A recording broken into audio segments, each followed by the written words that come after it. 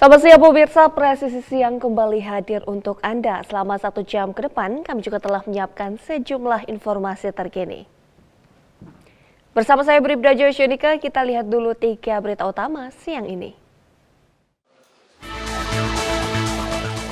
Polda Metro Jaya merilis hasil pelaksanaan Operasi Pekat Jaya 2026 yang digelar selama 15 hari sejak 28 Januari hingga 11 Februari 2026.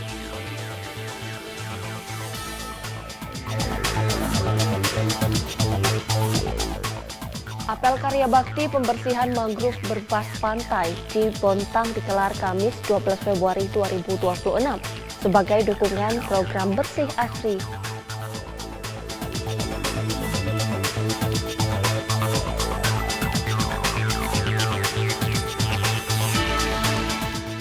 Polres Kediri Kota bersama Yayasan Kemala Bayangkari Cabang Kediri Kota menggelar pemeriksaan kesehatan bagi guru dan murid TK Kemala Bayangkari 42 Kota Kediri.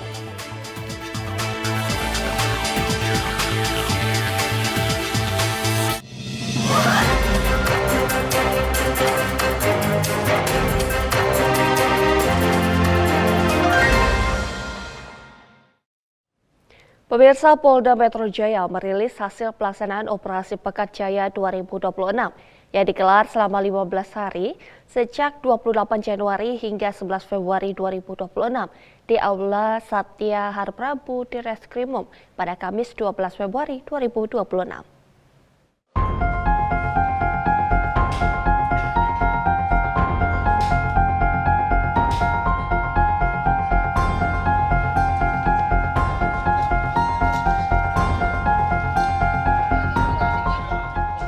Dalam operasi tersebut tercatat 772 kasus dengan total 937 orang diamankan.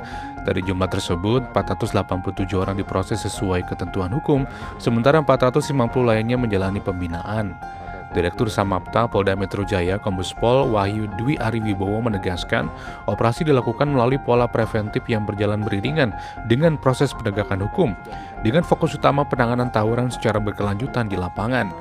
Direktur PPA dan PPO Polda Metro Jaya, Kombes Pol Rita Wulandari Wibowo, menekankan penguatan langkah preemptif dan preventif, termasuk edukasi agar anak tidak terlibat perbuatan melanggar hukum.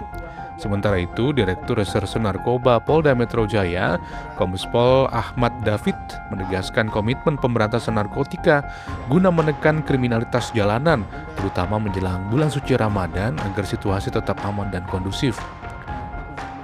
Polisi turut mengamankan sebanyak 225.000 lebih butir obat terlarang, 20.000 botol miras, ratusan petasan, 11 kg sabu, 40 kg ganja, serta uang tunai lebih dari 23 juta rupiah. Polda Metro Jaya juga menekankan penguatan edukasi dan perlindungan anak, serta mengajak masyarakat dan media bersinergi menjaga Kamtibmas secara bertanggung jawab. Dari Humas Polda Metro Jaya melaporkan untuk Wari TV.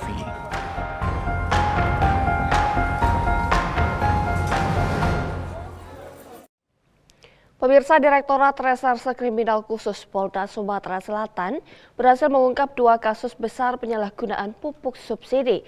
Dalam pengungkapan tersebut, polisi menangkap 8 orang tersangka dan menyita belasan ton barang bukti pupuk subsidi. Berikut Bribda Serli melaporkan untuk Anda. Pemirsa Polri TV, saya Bribda Serli Puspitasari dari Bithumas Polda Sumsel. Pagi ini Polda Sumsel melaksanakan kegiatan konferensi pers ungkap kasus penyalahgunaan memperjualbelikan atau menyelewengkan pupuk bersubsidi. Kegiatan dihadiri Kabid Humas Polda Sumsel, Kombes Pol Nandang Mukmin Wijaya SIK MH, Direskrimsus Polda Sumsel, Kasubdit Indaksi Ditreskrimsus Polda Sumsel, dan personil Submit Indaksi Unit 4 Subdit 1 Ditreskrimsus Polda Sumsel, bertempat di ruang press release basement Gedung Presisi Polda Sumsel, Kamis 29 Januari 2026. Berikut berita selengkapnya untuk Anda. Direktorat Reserse Kriminal Khusus Polda Sumatera Selatan berhasil mengungkap 2 kasus besar penyalahgunaan pupuk subsidi. Dalam pengungkapan tersebut, polisi mengamankan total 8 orang tersangka serta menyita barang bukti belasan ton pupuk subsidi. Pada kasus pertama, petugas mengamankan 7 orang tersangka di Desa Batin Mulya, Kecamatan Pedamaran Timur, Kabupaten Ogan Ilir, pada Senin 19 Januari 2026. Ketujuh tersangka yang diamankan berinisial TIN, SR, AH, JI, H, AS, serta AA.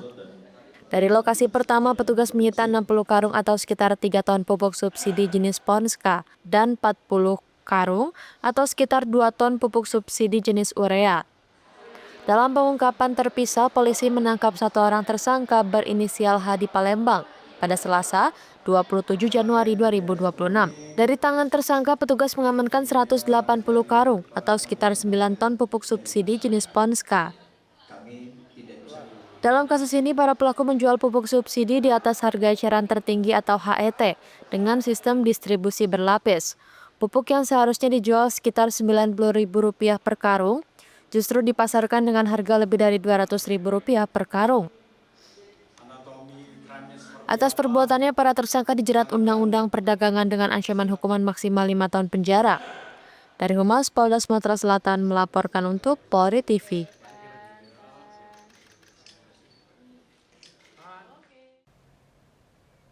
Pemirsa, kasus peredaran gelap dan penyalahgunaan narkoba yang melibatkan anggota aktif Polri menjadi perhatian serius bagi Polri.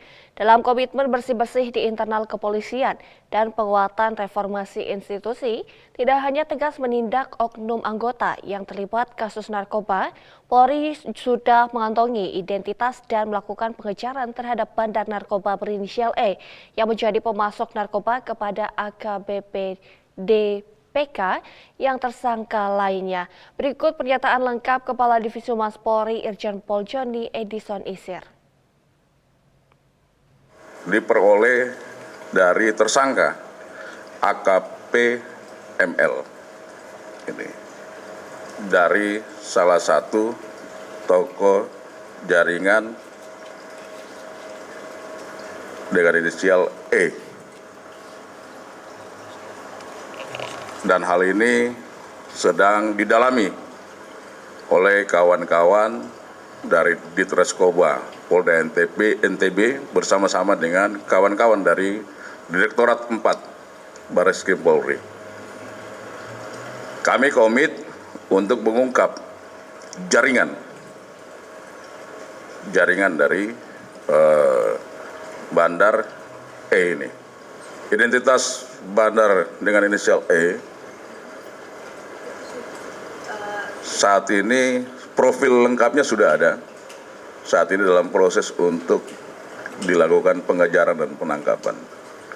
Kami mohon dukungan doa dari seluruh masyarakat sebagai bagian daripada wujud komitmen untuk melaksanakan perang secara total terhadap tadi peredaran gelap, penyalahgunaan dari narkotika yang membahayakan generasi bangsa Indonesia. Pemirsa, Presisi yang akan segera kembali, tetaplah bersama kami.